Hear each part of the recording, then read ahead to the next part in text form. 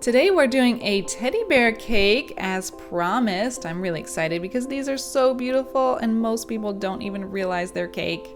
First thing I did was I made a bunch of 6-inch rounds of vanilla cake and stacked them up tall and stuck them in the fridge.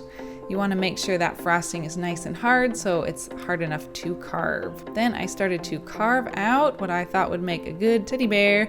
Of course, I used a picture for reference. That was very helpful. And make sure, no matter how confident you are in sculpting a cake, make sure you take small cuts at a time. Anytime I take large chunks off my cakes, I always regret it.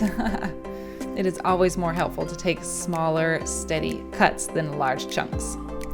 I went back around and smoothed it out with my knife, and then I got some more buttercream, covered the whole thing in buttercream, and then I stuck it back in the fridge for cool time to make sure it hardens up once again. I did make some brown frosting that I'm going to want to make the fur out of. And you take the what they call garbage cake, it's all the cake that you don't need that you carved off of your sculpture, crumble it up, and then mix it in with frosting. It's like what they make cake pops out of.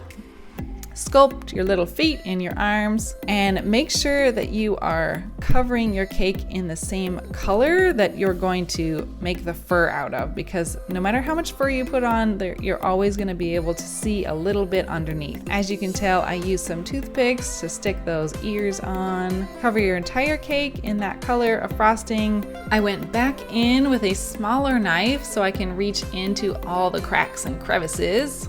Don't want to miss anything. Chill it once again, and when it's all done, bring it out. I know it looks all weird and multicolored, but don't worry, it's just from sitting in the fridge. Now to pipe the fur on, I used a piping tip number 233. It's called the grass and fur piping tip.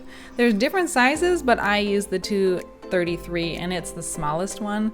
I like the finer fur, and you're gonna wanna stick your piping tip up against your cake.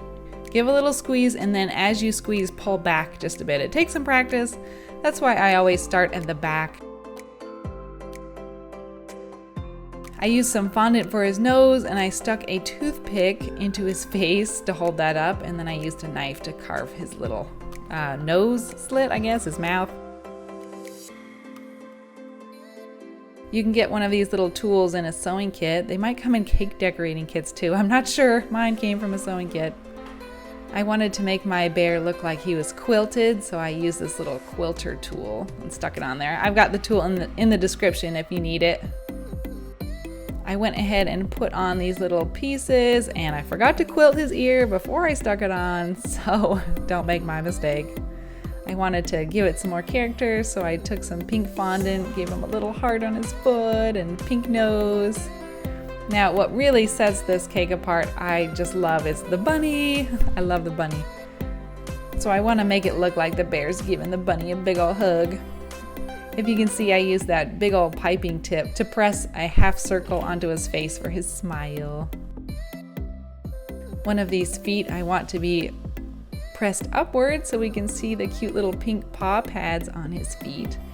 I'm using some raw spaghetti to stick on his ears, to hold his ears up on his head. I love how much raw spaghetti works. It can't hold a lot of weight, and it can't hold it for a long time, but if it's a little bit of weight, then you should be good to go. If you want to learn how to make marshmallow fondant, because I always use marshmallow fondant, I have a video on that. I'll put the link in the description, and I'll put a card up at the top.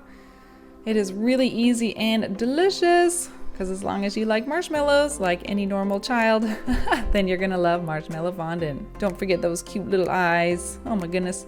Now I did want to put on little quilting strips, I guess, like thread, to make it look more and more quilted.